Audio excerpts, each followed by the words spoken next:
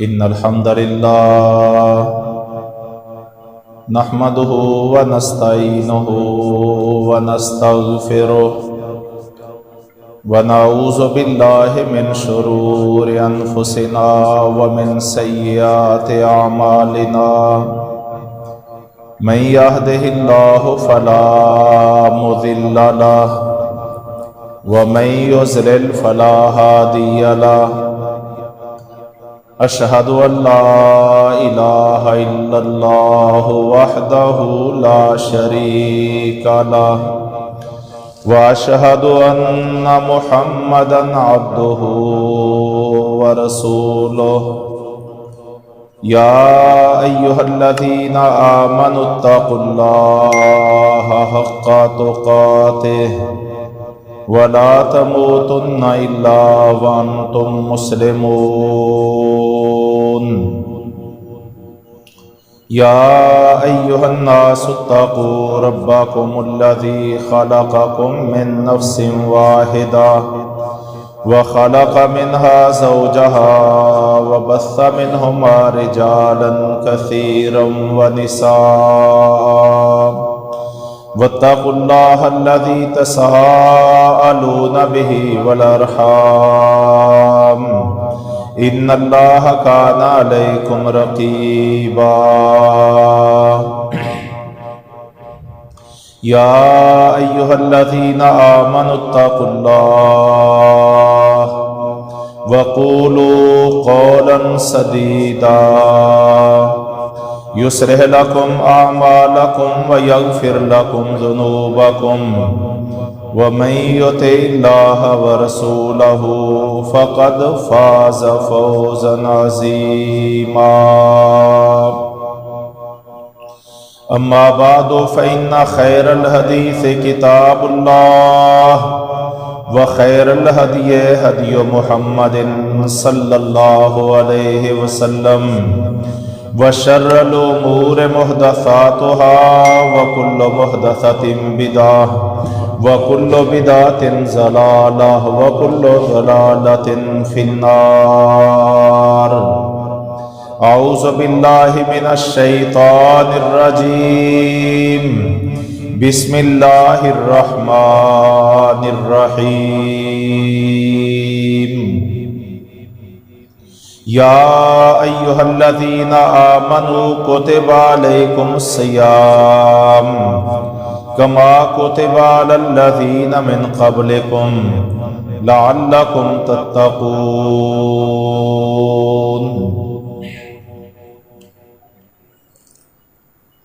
محترم بھائیو، ہمارے اوپر بہت زیادہ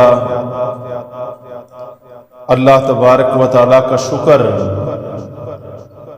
بجا لانا واجب ہے کہ جو رب العزت ہمیں ایک مرتبہ پھر رمضان المبارک کی بابرکت پر رحمت اور سعادت بھری ساعتیں عطا فرما رہا ہے۔ یہ اللہ تبارک و تعالیٰ کا ہمارے اوپر بہت بڑا انعام ہے۔ کتنے لوگ ہیں ہمارے، کتنے عزیز و اقارب ہیں ہمارے، کتنے والدین ہیں ہمارے جو گزشتہ سال صحت اور سلامتی کے ساتھ ہمارے درمیان موجود تھے، نمازیں بھی پڑھتے رہے اور روزے بھی رکھتے رہے، لیکن آج وہ ہمارے درمیان موجود نہیں ہیں۔ اور یہ ماہ مبارک ایسے حالات میں ہمارے اوپر سایہ فگاں ہو رہا ہے کہ ہمارے پیارے والدین، ہمارے بہت ہی پیار کرنے والے مخلص عزیز و اقارب، وہ ہمیشہ کے لیے ہم سے جدا ہو چکے ہیں۔ اور ذرا تصور کیجئے ہمیں تو یہ رمضان میسر آ رہے ہیں، ہو سکتا ہے کہ ہم میں سے کتنے لوگ ہوں کہ آئندہ رمضان ان کے مقدر میں نہ ہو۔ اس اعتبار سے آج میں کچھ گزارشات کروں گا، اور ان سب کی بنیاد یہ ہے کہ ساتھیوں، بھائیوں، عزیزوں، دوستوں، ماؤں، بہنوں اور بیٹیوں، ہمیں اس رمضان المبارک کو ایسے ہی گزارنا ہے، ایسے کامیاب کرنا ہے کہ جیسے یہ ہماری زندگی کا آخری رمضان ہے۔ یہ تصور جب ہم اپنے اندر پیدا کر لیں گے تو اس کی سب سے بڑی خوبی یہ ہوگی کہ ہمارے قول و کردار میں، ہمارے افعال و اعمال میں بہتری پیدا ہو جائے گی، اخلاص پیدا ہو جائے گا، للہیت پیدا ہو جائے گی، عمل میں ستھرائی پیدا ہو جائے گی، ہم رب تعالیٰ کو زیادہ راضی کرنے والے بن جائیں گے۔ اس لیے کہ اللہ تبارک و تعالیٰ خوبصورت چمڑوں کو دیکھ کے راضی نہیں ہوتا، مالوں کی انبار دیکھ کے راضی نہیں ہوتا، بلکہ وہ دلوں کے احوال دیکھ کے راضی ہوتا ہے، اور انسان کا کریکٹر اور کردار دیکھ کے راضی ہوتا ہے۔ ان اللہ لا ينظر الى صورکم ولا الى اموالکم ولکن ينظر الى قلوبکم واعمالکم۔ نبی محترم صلی اللہ علیہ وسلم نے فرمایا کہ اللہ تبارک و تعالیٰ تمہارے چہروں کو اور مالوں کو نہیں دیکھتا، وہ تو تمہارے دلوں کو اور اعمال اور کردار کو دیکھتا ہے۔ تو رمضان آ رہا ہے، یہ اللہ تبارک و تعالیٰ کا بابرکت مہمان مہینہ ہے، اور اچھا انسان کون ہوتا ہے؟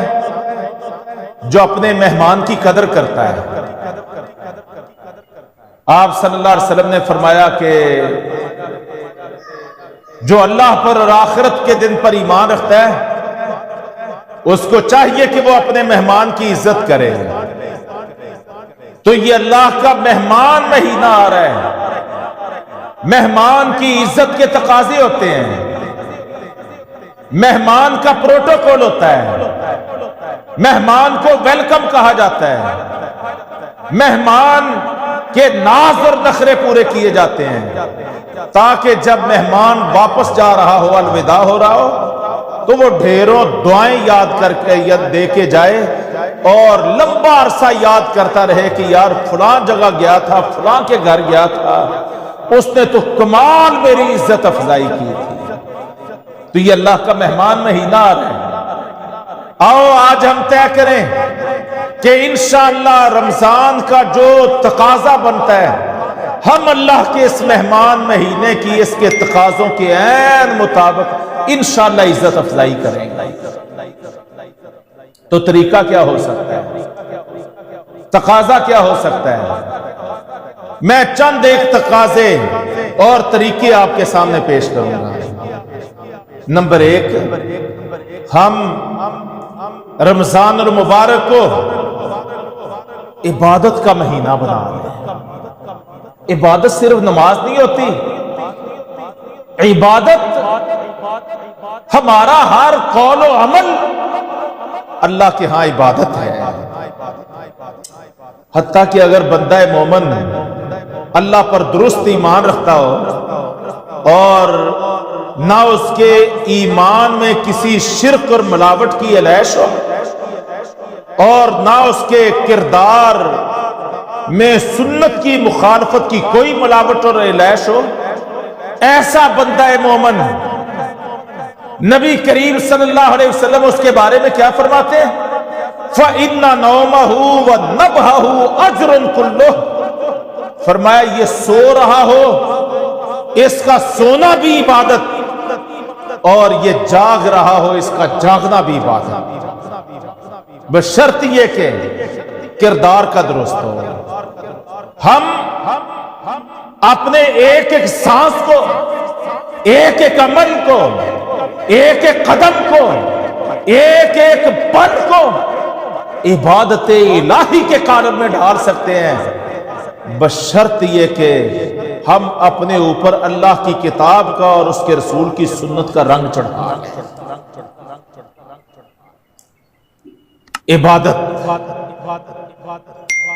इबादत को अगर देखा जाए तो अल्लाह का तकर्रुब हासिल करने का सबसे बड़ा जरिया फरैज की अदायगी का है। आदमी अपने रब के सबसे ज्यादा करीब कब होता है? जब वो फरैज अदा करता है। दिन रात में 5 नमाजें फर्ज हैं और 5 की मुकर्रा रकतें फर्ज हैं। फजर की 2 फर्ज रखते हैं, जोहर की 4 फर्ज रखते हैं, असर की 4 है, मगरिब की 3 और इशा की 4 है। ये रखते फर्ज हैं, इनका अदा करना हर मुसलमान पर फर्ज है। तो सबसे ज्यादा बंदा करीब अपने अल्लाह के और बेहतरीन इबादत गुजार कौन होता है? जो फरैज की अदायगी का सही एहतमाम करता है। बाज लोग फर्ज नहीं पढ़ते, जमात के साथ नहीं पढ़ते, वैसे उनके बारे में सुना है कि वो एक टांग पे खड़े होके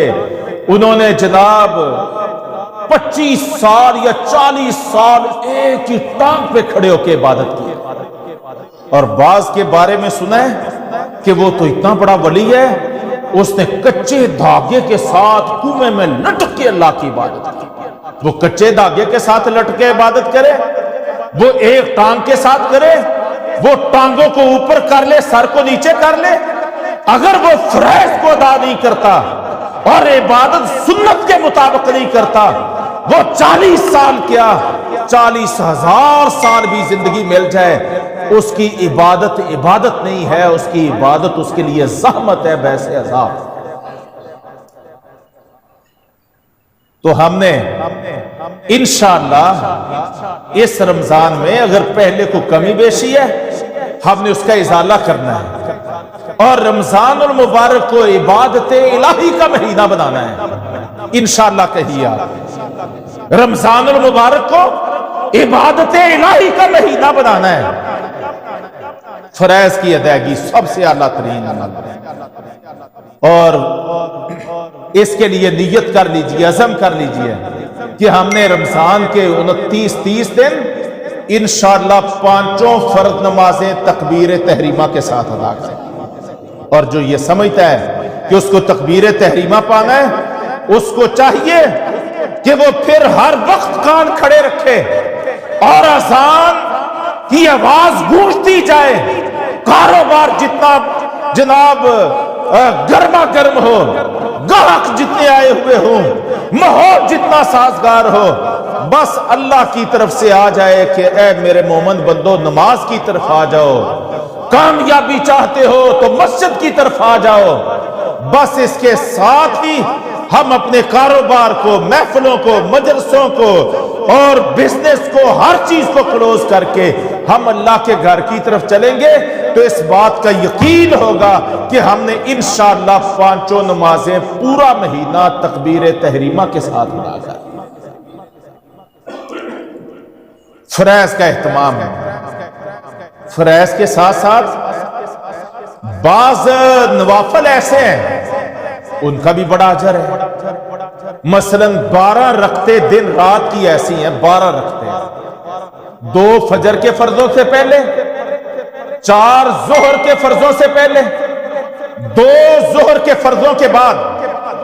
2 मगरिब के बाद और 2 इशा के फर्जों के बाद, ये 12 रखते हैं। नबी करीम सल्लल्लाहु अलैहि वसल्लम ने इनकी बड़ी फजीलत बयान की है। फरमाया जो 12 रकतों का एहतमाम करे ना दिन रात में, अल्लाह तबारक तआला उस पर इतना राजी होता है कि वो जन्नत के जिस दरवाजे से चाहेगा अल्लाह उसको जन्नत के हर दरवाजे जिससे वो चाहेगा अल्लाह जन्नत में दाखिल करेगा। इनको क्या कहा जाता है? सुनने मुअक्कदा, جن کی بڑی تاکید کی گئی ہے، تو ساتھیوں ان کا بھی آگے پیچھے ہم مصروفیات میں، بے رغبتی میں، غفلت میں ہم ان رختوں کو بعض اوقات ضائع کر بیٹھتے ہیں۔ رمضان میں اس چیز کا اہتمام کیجئے کہ فرائض کے ساتھ ساتھ ہم نے انشاءاللہ ان سنن مؤکدہ کا دن رات میں ان 12 رکعتوں کا بھی اہتمام کرنا ہے، اور اجر اللہ کے ہاں سے پانا ہے۔ عبادت میں ہم نے آگے بڑھنا ہے، نوافل کے ذریعے بندہ اللہ کے بہت قریب ہو جاتا ہے۔ تو یہ 12 رکھتے ہیں، اور دن رات کی نفلی نمازوں میں، دن رات کی نفلی نمازوں میں سب سے افضل نماز جس کو قیام اللیل کہا جاتا ہے، رات کی نماز، تہجد کی نماز کہا جاتا ہے، تراویح کی نماز کہا جاتا ہے، یہ سارے نام ایک ہی نماز کے ہیں۔ قیام اللیل، تہجد، تراویح یہ الگ الگ نمازیں نہیں ہیں، یہ 3-4 نام ایک ہی نماز کے ہیں، جو عشاء کے فرضوں کے بعد شروع ہوتا ہے جس کا ٹائم، اور فجر کی اذان تک ان کا وقت چلتا ہے۔ تو چونکہ رمضان میں تراویح باقاعدہ طور پہ مساجد میں اس کا باجماعت اہتمام کیا جاتا ہے، اور یہ سنت سے بھی ثابت ہے، یہ صحابہ کے طریقے سے ثابت ہے، یہ سلف صالحین سے ثابت ہے باجماعت نماز پڑھنا تراویح کی۔ تو اس کا اہتمام ہمیں کرنا چاہیے، اور پوری طرح اہتمام کرنا چاہیے۔ یہ بہت فضیلت والا عمل ہے، جنہوں نے اللہ کا تقرب پانا ہوتا ہے یہ ان کا عمل ہے۔ اگر آپ کو یہ اس بات کا اعتماد اور یقین ہے کہ آپ پچھلی رات اٹھ کے سحری سے پہلے تراویح پڑھ سکتے ہیں، تو الحمدللہ، اس لیے کہ پچھلی رات کا اٹھ کے اللہ کے سامنے قیام کرنا اور تراویح اور تہجد پڑھنا یہ افضل عمل ہے۔ لیکن اگر ایسا نہیں ہے، چونکہ اب مسلسل راتیں بھی چھوٹی ہو رہی ہیں، اور 11، 11:30، 12 بجے ہم فارغ ہوں گے، اور جناب 2-2:30 بجے پھر اٹھ کے ساری کا بندوبست کرنا ہوگا، تو ایسی شکل میں تراویح کو ضائع کرنے، اس اتنے عظیم الشان عمل سے بے رغبتی کرنے کی بجائے ہمیں پھر عشاء کے ساتھ ہی تراویح کا اہتمام کر لینا چاہیے۔ الحمدللہ اب تو مساجد میں اس کا بہت شاندار اہتمام ہے، اور ایسے ہے جیسے ہماری یہاں قاری رضوان صاحب ماشاءاللہ تراویح پڑھاتے ہیں، اور جب وہ قرآن کی تلاوت کرتے ہیں ایسے محسوس ہوتا ہے کہ جیسے ہم حرم میں کھڑے ہیں، اور وہی لہجہ ہے، وہی انداز ہے، اور وہی رقت ہے۔ بعض اوقات ایسے محسوس ہوتا ہے کہ جیسے یہ تازہ بتازہ اللہ کا قرآن ابھی نازل ہو رہا ہے، ایک سکینت نازل ہوتی ہے، اور یہ تقریباً ہر مسجد میں ایسا ہے الحمدللہ۔ تراویح کے لیے بہترین کاریوں کا اہتمام کیا جاتا ہے، لیکن ساتھیوں، بھائیوں، اس وقت کو ضائع کرنا اور اس سے غفلت کرنا اور بے رغبتی کرنا یہ بڑی بد نصیبی کی بات ہے۔ اللہ تبارک و تعالیٰ اس سے ہمیں بچائے۔ تو فرائض بھی ادا کرنے ہیں، سنن مؤکدہ کا بھی اہتمام کرنا ہے، اور تراویح کا بھی اہتمام کرنا ہے۔ اور رمضان المبارک یہ ساتھیوں جیسے عبادات کا مہینہ ہے، عبادات کو بہتر کرنے کا مہینہ ہے، ایسے ہی یہ ماہ قرآن بھی ہے، یہ قرآن کا مہینہ ہے۔ اس ماہ مبارک میں اللہ تبارک و تعالیٰ نے قرآن لوح محفوظ سے آسمان دنیا پہ نازل کیا تھا، اور اس رمضان کی لیلۃ القدر میں اللہ تبارک و تعالیٰ نے رمضان میں، تو یہ رمضان شہر رمضان انزل فیہ القرآن، یہ رمضان کا مہینہ ہے جس میں قرآن نازل ہوا ہے۔ تو اس ماہ مبارک کا دوسرا تقاضا، پہلا ہے عبادت میں اپنے آپ کو بہتر کیجئے، دوسرا ہے قرآن کے ساتھ اپنے تعلق کو بہتر کیجئے، اپنا تعلق قرآن کے ساتھ جوڑیے۔ اگر آپ اللہ کی رضا چاہتے ہیں، خوشنودی چاہتے ہیں، اور یہ چاہتے ہیں کہ یہ قرآن ہمارے سینوں کی، دلوں کی بہار بن جائے، یہ قرآن ہمارے دکھوں کا مداوا بن جائے، یہ قرآن ہمیں مصیبتوں ہر مصیبت کا نجات دہندہ بن جائے، ہمیں غموں سے نجات کا باعث بن جائے، تو بھائیو قرآن کو اپنا رفیق بنا لیجئے زندگی کا۔ اور بہترین موقع ہے یہ رمضان کا مہینہ، بہترین موقع ہے۔ اس قرآن کے ساتھ اتنا گہرا رشتہ جوڑ لیجئے کہ یہ دنیا میں ہی آپ کا رفیق سفر نہ بنے، یہ قبر میں بھی رفیق سفر ہو، یہ حشر میں بھی رفیق سفر ہو۔ اس لیے کہ نبی کریم صلی اللہ علیہ وسلم نے فرمایا کہ محشر کے میدان میں حساب و کتاب کے مرحلے پر دو چیزیں انسان کی سفارشی بن جائیں گی، ایک رمضان سفارشی بن جائے گا اور رب تعالیٰ سے سفارش کرے گا کہ اللہ کریم میں نے 14 گھنٹے اس کو بھوک سے پیاس سے روکے رکھا، کھانے پینے سے روکے رکھا، اے اللہ اس نے میری وجہ سے بھوک اور پیاس کو برداشت کیا، میں سفارش کرتا ہوں اے اللہ کریم آج تو اس کا بیڑا پار کر۔ اور دوسرا کون سفارشی ہوگا؟ قرآن۔ بھائی بیٹے سفارشی نہیں ہوں گے، بیویاں سفارشی نہیں ہوں گی، مال دولت اللہ کے سامنے سفارشی نہیں ہوگا، کسی کو پر مارنے کی جرت نہیں ہوگی، کوئی کسی کو ایک نیکی دینے پر تیار نہیں ہوگا، کوئی کسی کا بوجھ اٹھانے پر تیار نہیں ہوگا۔ ایسے موقع پہ قرآن سفارشی بنے گا، رمضان سفارشی بنے گا، تو کتنا ہی اچھا ہو کہ ہم قرآن کے ساتھ اپنا رشتہ ناتا بہت گہرا کر لیں اور ترتیب بنا لیں۔ اگر آپ روزانہ ایک پارے کی تلاوت کی ترتیب بنائیں گے تو نتیجہ کیا ہوگا؟ رمضان میں آپ ایک قرآن مکمل کرنے والے بن جائیں گے، مکمل قرآن آپ جناب پڑھنے والے بن جائیں گے۔ ہمارے پیارے پیغمبر صلی اللہ علیہ وسلم پر رمضان المبارک میں ہر دن یا ہر رات جبرائیل نازل ہوا کرتے تھے، اور آپ صلی اللہ علیہ وسلم جبرائیل امین کو روزانہ ہی قرآن سنایا کرتے تھے، تلاوت سنایا کرتے تھے روزانہ۔ تو ہمیں بھی چاہیے کہ ہم روزانہ کا 29-30 دنوں کا ہم نصاب تیار کر لیں، ایک پارہ پڑھیں گے، ایک قرآن مکمل ہوگا، 2 پاروں کا اہتمام کریں گے تو آپ 2 قرآن مکمل کرنے والے بنے۔ پرسوں میں امیر محترم کے پاس تھا، ایسے ہی مجلس ہو رہی تھی، تو امیر صاحب کہنے لگے کہ میں نے تو اس دفعہ طے کیا ہے کہ انشاءاللہ قیام اللیل میں نے روزانہ ہر رات رمضان میں 3 پارے پڑھا کرنے ہیں، میں نے یہ طے کر لیا ہے۔ تو بڑی اچھی بات ہے، تو کتنے قرآن رمضان میں پڑھ لیں گے؟ وہ 3 پڑھ لیں گے۔ ہمارے پاس بھی بڑا وقت ہے، بڑا وقت ہے، ہم ذرا سوشل میڈیا کو کم وقت دینا شروع کریں اور اس کا جو حصہ ہم نے اپنی زندگی میں طے کر رکھا ہے اس کا کافی بڑا حصہ کاٹ کے ہم قرآن کی طرف منتقل کر دیں، انشاءاللہ 2 قرآن 3 قرآن ہم مکمل کرنے والے بن جائیں۔ تو یہ میں اپنے آپ کو بھی نصیحت کر رہا ہوں اور آپ بھائیوں کو بھی، اور میں آپ کو یہ بھی نصیحت کرتا ہوں کہ اس نصیحت کو اپنے تک محدود نہ رکھیں، اس کو ایک اصول اور ضابطہ بنا کے آج کل رمضان سے پہلے اپنے گھر والوں کی مجلس کریں، ان سب کو اکٹھا کریں، ہر ایک کو نصیحت کریں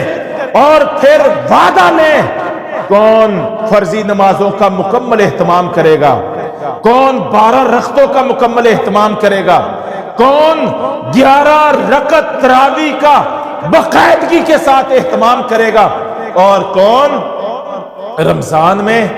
یومیہ بنیاد پر کتنے پارے پڑھا کرے گا۔ انشاءاللہ تھوڑی سی توجہ دیں گے تو آپ اکیلے نہیں، آپ کا پورا ماحول قرآن کے نور سے منور ہو جائے گا۔ اسلام کی ضیاء پاشیاں آپ کو اپنے پورے ماحول میں ملیں گی۔ ہمارے گھروں میں کمزوری، سستی، کوتاہی تو ہے، لیکن اللہ کے دین سے بغاوت تو نہیں ہے، باغیانہ پن تو نہیں ہے، ہمارے سمجھانے کی کمی ہے، ہماری نصیحت کی کمزوری ہے، ہم نے انشاءاللہ اس کو کور کرنا ہے، تو کریں گے سارے انشاءاللہ۔ اللہ تبارک تعالیٰ اس عمل کو قبول فرمائے۔ تو ہم نے رمضان کو ماہ قرآن بنانا ہے۔ ماہ قرآن کا معنی کیا ہے؟ اس کی تلاوت کرنی ہے، اس پر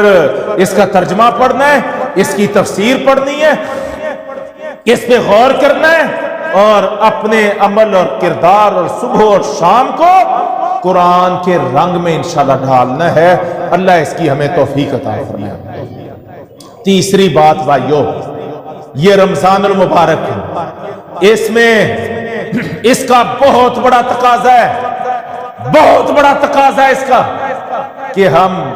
دیکھو حکیموں کے پاس جاتے ہیں، ڈاکٹروں کے پاس جاتے ہیں، وہ ساتھ دوائی بھی دیتے ہیں مرض کی اور ساتھ کچھ احتیاطیں بھی بتاتے ہیں۔ فلاں چینی سے آپ نے بچ جانا ہے، تیز مرچ مسالے نہیں استعمال کرنے، اور جناب فاسٹ فوڈ استعمال نہیں کرنا، یہ جو جناب بیکری پروڈکٹ ہیں ان کے استعمال سے رک جانا ہے۔ بھائی یہ احتیاط کریں گے تو ہمارا نسخہ کامیاب ٹھہرے گا۔ اگر آپ احتیاط نہیں نہ کریں گے تو یہ کیپسول کھانے کا، یہ اینٹی بائیوٹک کھانے کا، یہ ڈرپیں لگوانے کا، یہ انجیکشن لگوانے کا، یہ سب کچھ کرنے کا آپ کو کوئی فائدہ نہیں ہوگا۔ رمضان بھی ایسے ہی ہے، رمضان بھی ایسے ہی ہے۔ اگر ہم اپنے نیک اعمال کے ساتھ ساتھ اپنے آپ کو برے اعمال، عادات سیئہ، برے اخلاق، بری عادات، ان سے اپنے آپ کو، اپنے روزے کو بچائیں گے نہیں تو ہو سکتا ہے کہ ہماری نیکیاں بھی ہمارے کام نہ آئیں۔ نبی کریم صلی اللہ علیہ وسلم نے فرمایا من لم یدع قول الزور والعمل بہ فلیس للہ حاجہ ان یدع طعامہ وشرابہ۔ آپ صلی اللہ علیہ وسلم نے فرمایا کہ جو آدمی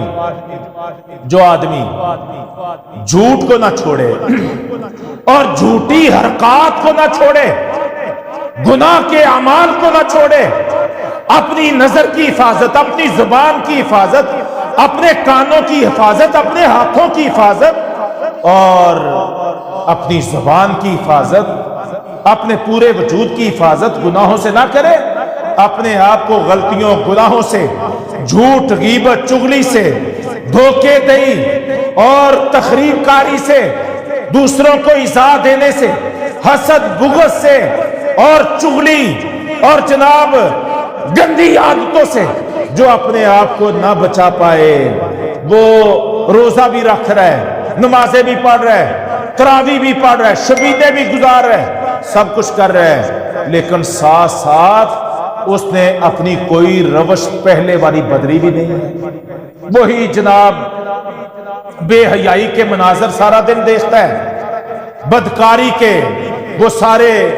ویڈیوز دیکھتا ہے، اور نہ آنکھوں کو بچا پاتا ہے، نہ کانوں کو بچا پاتا ہے، نہ زبان کی حفاظت کرتا ہے، اسی انداز میں جھوٹ بول بول کے اپنا سودا سلف نکال رہا ہے۔ تو اللہ کے نبی کیا فرماتے ہیں فَلَيْسَ لِلَّهِ حَاجَةٌ أَن يَدَعَ طَعَامَهُ وَشَرَابَهُ۔ اللہ تبارک و تعالیٰ کو پھر اس کے بھوکا اور پیاسا رہنے کی کوئی حاجت، ضرورت اور مجبوری نہیں ہے، اس کے روزے کی کوئی اوقات نہیں ہے۔ تو اگر ہم احتیاط کریں گے ہمارا روزہ قیمتی ہو جائے گا۔ او بھائی یہ تو فرض روزے ہیں رمضان کے، روزہ اللہ کے ہاں نفل روزہ، اللہ کی رضا کے لیے اس کے تقاضوں کے مطابق رکھنا نفل روزہ، اس کی قدر اللہ کے نبی نے کیا بیان کی ہے، بخاری مسلم میں آپ صلی اللہ علیہ وسلم فرماتے ہیں کہ جو آدمی اللہ کی رضا کے لیے ایک دن کا روزہ رکھتا ہے، اللہ کی رضا کے لیے ایک دن، اور مراد فرض روزہ نہیں، فرض روزہ نہیں ہے، مراد نفل روزہ ہے، تو آپ صلی اللہ علیہ وسلم نفلی روزے کی قدر و قیمت اور اجر اور ثواب بیان کرتے ہوئے فرماتے ہیں جو ایک دن کا اللہ کی رضا کے لیے روزہ رکھتا ہے، اللہ تبارک و تعالیٰ اس کے چہرے کو، اس کے وجود کو جہنم کی آگ سے 70 سال کی مسافت کے برابر دور کر دیتا ہے۔ ایک آدمی 70 سال سفر کرتا رہے، دن بھی، رات بھی، صبح بھی، شام بھی، وہ جتنی مسافت طے کرے گا نا، ایک نفلی روزے کا اجر اتنا ہے کہ اللہ تبارک و تعالیٰ 70 سال کی مسافت کے برابر اس کے چہرے کو، اس کے وجود کو جہنم کی آگ سے دور کر دیتا ہے۔ اور جہاں تک فرضی روزے کا تعلق ہے تو اللہ تبارک و تعالیٰ نے اس کا حساب کتاب بتایا ہی نہیں ہے۔ فرشتوں کو بھی کہہ دیا کرامن کاتبین کو کہ بس یہ لکھ دینا ہے کہ میرے اس بندے نے میری رضا کے لیے، میرے اس بندے نے میری رضا کے لیے فرض روزہ رکھا ہے۔ صلہ کیا ہے؟ فرمایا فرشتوں تم اس کا صلہ نہیں لکھ سکتے، نہ دے سکتے ہو، نہ بیان کر سکتے ہو، نہ شمار کر سکتے ہو، بس یہ لکھ دو اس نے میرے لیے روزہ رکھا ہے، اس کا صلہ میں ہی عطا کروں گا۔ اللہ اکبر، اللہ اکبر۔ تو بھائی جان یہ کب ہے؟ جب ہم اپنے آپ کو برائیوں سے، منکرات سے، اللہ کی نافرمانیوں سے، عریانی، بے حیائی اور فحاشی کے مناظر سے جب ہم اپنے آپ کو بچانے والے بنتے ہیں۔ آج کس قدر ہم ایک عذاب میں مبتلا ہے، پوری دنیا کرب میں مبتلا ہے، اللہ کے عذاب کے محاصرے اور کریک ڈاؤن سے دوچار ہے۔ وجہ کیا ہے؟ ابن ماجہ میں نبی کریم صلی اللہ علیہ وسلم کی صحیح حدیث ہے، آپ صلی اللہ علیہ وسلم نے فرمایا کہ جس قوم میں بے حیائی اور فحاشی عام ہو جاتی ہے، جس قوم میں بے حیائی اور فحاشی عام ہو جاتی ہے، عریانی عام ہو جاتی ہے، جس قوم کا ماحول یہ بن جاتا ہے کہ عورتیں لباس کے باوجود ننگی اور برہنہ ہوتی ہیں اور بے حیائی عام ناچ رہی ہوتی ہے اور کوئی اس کے سامنے بند باندھنے والا نہیں ہوتا، تو آپ صلی اللہ علیہ وسلم نے فرمایا کہ اللہ تبارک و تعالیٰ پھر ان پر ایسی بیماریاں نازل کرتا ہے جن کے نام ان کے پہلے باپ دادا نے سنے بھی نہیں ہوتے۔ آپ غور کیجیے، کیا آج ہم ایسی مصیبتوں سے دوچار نہیں ہیں؟ یہ کرونا کا نام ہمارے باپ دادا نے کب سنا تھا؟ یہ آج جن بیماریوں، مصیبتوں اور آزمائشوں سے دنیا دوچار ہو چکی ہے، یہ کب پہلے لوگ ایسی آزمائشوں اور ہلاکتوں سے دوچار ہوئے تھے؟ تو ایک طریقہ وہ ہے جو ہمارے ڈاکٹر بتاتے ہیں، ہماری حکومتیں جس پہ محنت کر رہی ہیں، ہمیں اس کو بھی ہم رد نہیں کرتے، لیکن ایک مجرب طریقہ ان بیماریوں سے، مصیبتوں سے بچنے کا وہ ہے جو ہمارے نبی نے فرمایا ہے، اور وہ کیا ہے کہ عریانی، بے حیائی، فحاشی، ننگا پن جب تک دنیا اس سے باز نہیں آئے گی تو ایک پہ ایک ایسی ایسی آفتیں، مصیبتیں، آزمائشیں، بیماریاں، تکلیفیں ٹوٹیں گی جن کا نام پہلوں نے سنا بھی نہیں ہوگا۔ ہم ایک سے نکلنے کا، دنیا ایک سے نکلنے کی کوشش کرے گی، رب تعالیٰ ان بدکاریوں اور بے حیائیوں کے نتیجے میں اور مصیبتیں نازل کر دے گا۔ اللہ کے لیے کیا مشکل ہے؟ اب سال تو ہو گیا نا، بلکہ سال سے بھی زیادہ وقت ہو گیا، تو کس قدر دنیا آگے آگے بھاگی پھرتی ہے، سانس پھولے پھرتے ہیں، ساری دنیا ہانپ رہی ہے، لیکن مجال ہے کہ کوئی بچ نکلنے کی شکل ہو، کوئی نجات کی راہ ہو، تو نجات کی راہ ہمارے نبی نے بیان کر دی ہے۔ اللہ ہمیں اپنے ملکوں اور معاشروں کو بے حیائیوں اور بدکاریوں سے بچنے کی توفیق عطا فرمائے۔ یہاں تو ماجرا یہ ہے کہ لوگ آگے بغاوت پہ کھڑے ہو جاتے ہیں، باغیانہ پن ہے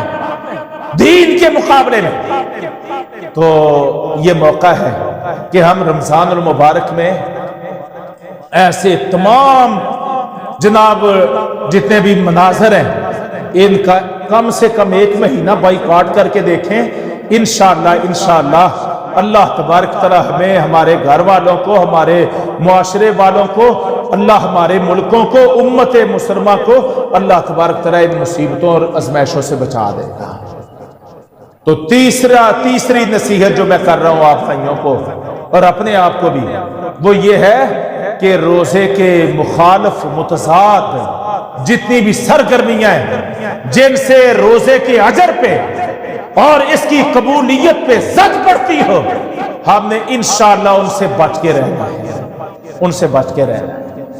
اللہ اس کی ہمیں توفیق عطا فرمائے۔ اور سحری اور افطاری کا بندوبست کرنا ہے۔ کئی لوگ رات دیر گئے تک کھاتے رہتے ہیں اور سحری نہیں کھاتے، اس پر ہمارے نبی بڑے غضبناک ہیں اور اس کو یہودیوں کا فعل آپ صلی اللہ علیہ وسلم نے قرار دیا ہے۔ یہودی یہ انداز اپناتے تھے کہ وہ سحری نہیں کھاتے تھے، تو آپ صلی اللہ علیہ وسلم نے کیا فرمایا؟ سحری کھایا کرو، فَإِنَّ فِي السُّحُورِ بَرَکَةٌ۔ آپ نے فرمایا سحری کے کھانے میں اللہ نے برکت رکھی ہے، تو سحری ہمیں کھانی چاہیے، اس کا اہتمام کرنا چاہیے۔ رمضان المبارک کا یہ ہرگز معنی نہیں ہے کہ اگر ہم دن کو دوپہر کا کھانا نہیں کھاتے، صبح شام کا تو رمضان میں بھی ہے نا، لیکن ذرا شیڈول تھوڑا سا آگا پیچھے ہے، دوپہر کا کھانا ہی مس ہوتا ہے نا، لیکن اگر دوپہر کا کھانا مس کریں تو اس کی کسر افطاری میں جا نکالیں، اور افطاری میں اتنی کسر نکال لیں کہ سحری تک وہی پیٹ فل بھرا رہے اور سحری میں پھر اور اس کے اوپر بوجھ ڈالیں، تو یہ نہیں ہے طریقہ، یہ نہیں ہے۔ اگر ہم چاہتے ہیں نا ہم بے جا بیماریوں سے تکلیفوں سے بچ جائیں، تو آج کی تکلیفیں آپ ریسرچ کر لیں، آپ اپنے میڈیکل سے وابستہ لوگوں سے پوچھیں، آج دنیا میں 70% بیماریوں کا تعلق وہ زیادہ کھانے میں ہے۔ اپنے پیٹ کو جناب بالکل اس کے اندر گنجائش ہی نہ چھوڑنے میں، تو سحری اور افطاری کرنا ہے، لیکن اس میں بھی حد اعتدال میں رہنا ہے، اور اس کا ایک بہترین طریقہ ہے، سارا کچھ اپنے اندر ہی لوڈ کرنے کی بجائے نا، اپنے اندر ہی بھرنے کی بجائے ہمارے نبی کریم صلی اللہ علیہ وسلم نے کیا فرمایا؟ آپ نے اپنی امت کو نصیحت کی، فرمایا جب سالن تیار کرنے لگو نا، سالن تیار کرنے لگو تو اس میں تھوڑا سا پانی زیادہ ڈال دو۔ اب پانی زیادہ ڈالنے کی رغبت تو ایک ترغیب کے لیے آپ نے دی ہے نا، ضروری نہیں ہے کہ پانی زیادہ ڈالا جائے، معنی یہ ہے کہ تھوڑا سا ہر چیز تھوڑی سی زیادہ بنا لو، اور ایک ہوتا ہے کہ مانگنے والے آئے تو دو،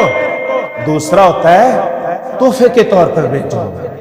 جناب جو کچھ تیار کیا ہے نا، اپنے اڑوس پڑوس میں کسی برتن میں تھوڑا سا،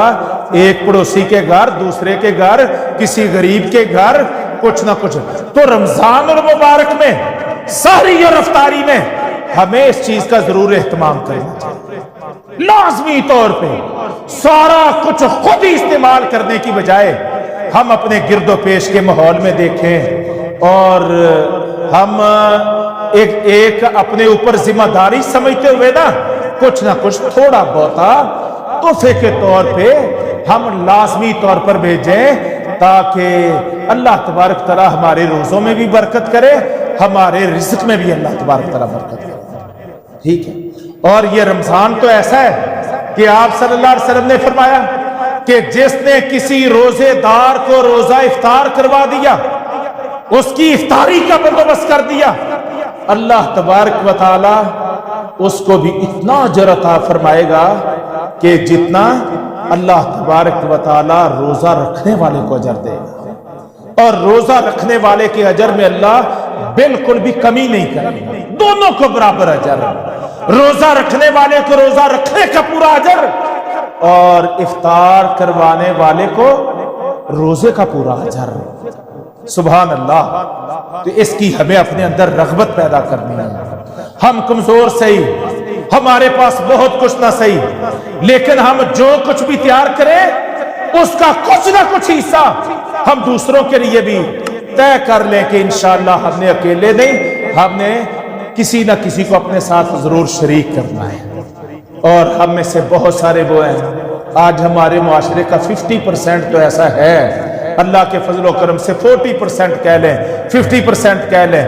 جو اگر اپنی سوچ مستقیم بنا لے نا، سوچ کی اصلاح کر لے، دماغ کی اصلاح کر لیں، اپنے دل اور دماغ کو سمجھا لیں کہ نہیں، ہم نے اپنے دوسرے بھائیوں کو بھی اپنے اس عمل میں شریک کرنا ہے، تو ہو سکتا ہے ہمارے ماشاءاللہ 22 کروڑ کی آبادی ہے، اس میں کوئی 5, 7, 8 کروڑ تو ایسے لوگ بستے ہیں کہ جو دوسروں کو بھی اپنی سحری افطاری کا، اپنے کھانے کا، اپنے رزق کا حصہ دار بنا سکتے ہیں۔ اس کے لیے الحمدللہ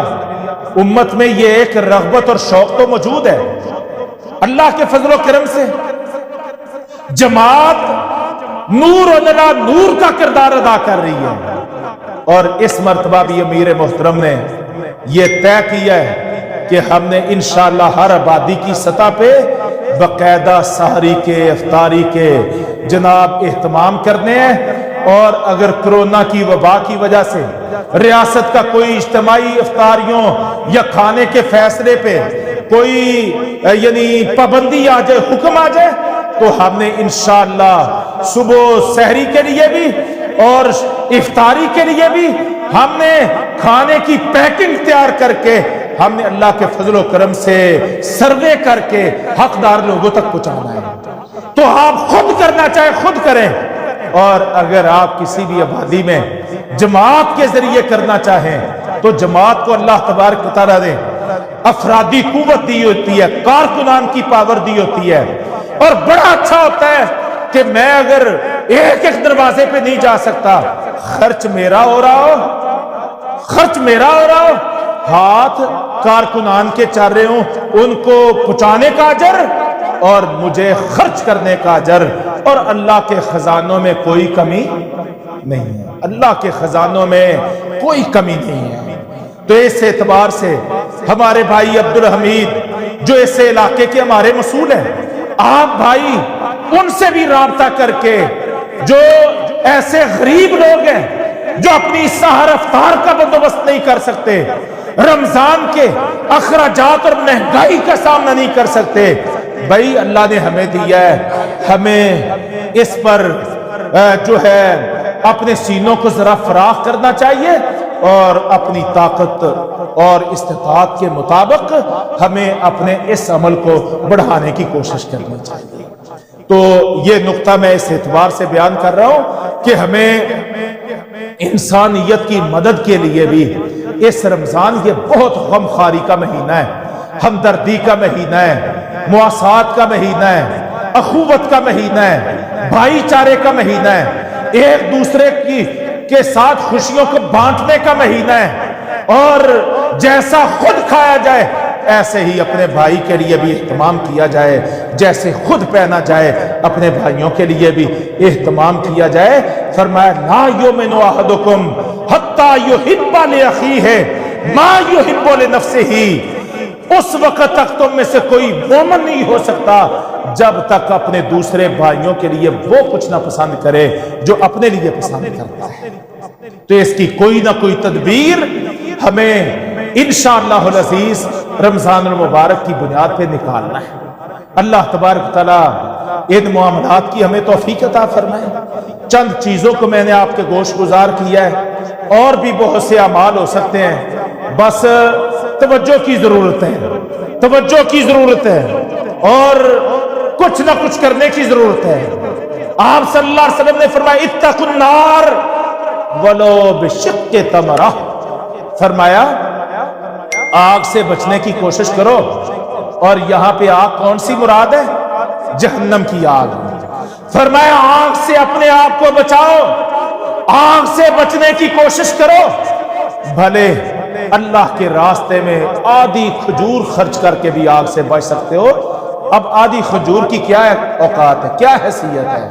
لیکن اس کا صاف معنی یہ نہیں ہے کہ اللہ تبارک تعالیٰ تو ہمیں آگ سے بچانا چاہتا ہے۔ آدھی کھجور خرچ کر کے آدھی کھجور کا حساب لگائیں، ایک پوری کھجور کا حساب لگائیں تو عین ممکن ہے جو ہمارے ملک کی کھجوریں جتنی بھی مہنگی ہو جائیں، میرا خیال یہ ہے ایک کھجور کی قیمت ہم نکالے تو ممکن ہے 1 روپیہ بنتی ہے، 1 روپیہ، اور آدھی کھجور کی قیمت کتنی بنے گی؟ آدھا روپیہ، 8 آنے، ٹھیک ہے۔ تو نبی کریم صلی اللہ علیہ وسلم بخاری شریف میں کیا فرماتے ہیں؟ اتقوا النار، جہنم کی آگ سے بچ جاؤ، ولو بشق تمرہ، اگرچہ ایسا ہو کہ کھجور کو 2 حصوں میں پھاڑ کے آدھی کھجور کا حصہ بھی اللہ کے راستے میں دوسروں پہ خرچ کر کے تم اپنے آپ کو جہنم کی آگ سے بچا سکتے ہو۔ راستہ کھلا ہوا ہے، میدان کھلا ہے، عمل کا موقع ہے، بڑا زبردست مہینہ ہمارے اوپر 4 دن بعد سایہ فگاں ہونے والا ہے۔ اس کی قدر و قیمت کو پہچانو، इसको अल्लाह का मेहमान समझ के इसका इस्तकबाल भी करो, इसको प्रोटोकॉल भी दो और इसकी इज्जत अफजाई भी करो, और इज्जत के मेहमान की इज्जत के मुनाफी जितने उमूर हैं उनसे अपने आप को बचाने की कोशिश करो। मस्जिदों को भी आबाद करो,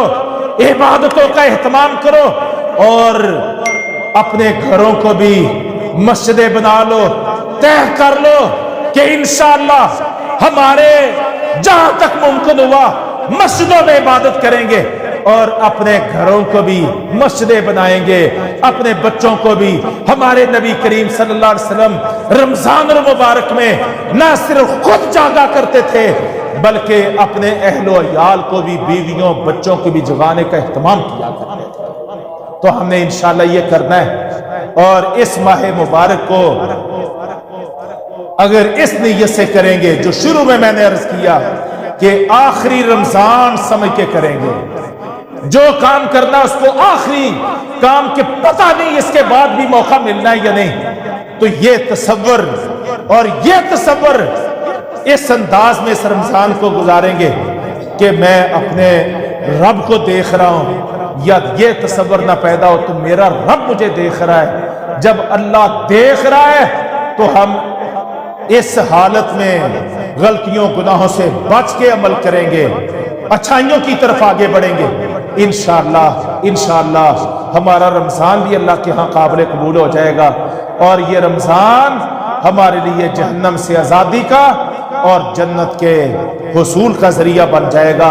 आप सल्लल्लाहु अलैहि वसल्लम ने फरमाया, हलाकत उस शख्स के लिए,